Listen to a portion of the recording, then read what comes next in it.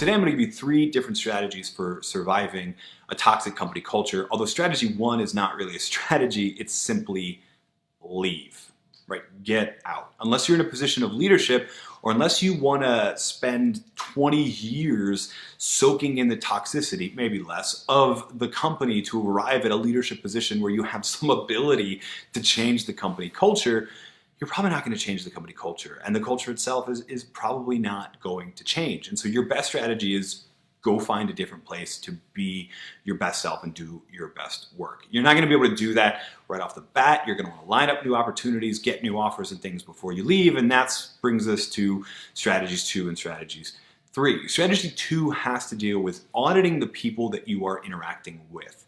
In any toxic workplace environment, there are other people like yourself. There are other would-be survivors who are trying to stay positive, who are trying to focus on the work, who are actually reinforcing each other.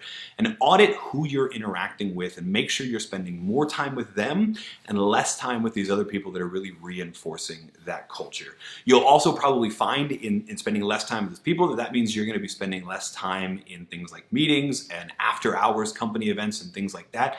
That's all okay because your plan is to get out of there. Focus in on doing the work, focus on accomplishing the objectives that you have to do and accomplishing the things that are going to look good on your resume to new companies to work with. Focus on those things and focus on the few positive people that also want to be survivors. And the third thing to do is actually has less to do with the work environment and more with after work. Make sure that you are separating out that toxicity of the work environment from your home life, your friend's life, your personal life, etc. You might need to develop a routine whereby you actually take an extra long commute home just so you have that ability to do it. You might just have to change your route so that you have something pleasurable to do, whether it's going to the gym or, I mean, even just walking home, but making sure that you're walking through a park. Whatever you can do to help you mentally leave all of that baggage in the workplace or at least shed it during your commute home so that when you're home, you're back in that environment with positive people.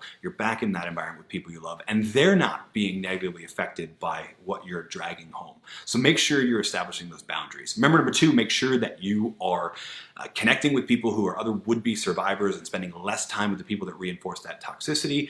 And then of course, number 1 and the most important, get out. In the long term, get out. Maybe bring those other would-be survivors with you once you do, but focus on getting out of there and finding somewhere where you can be your best self and you can do your best work.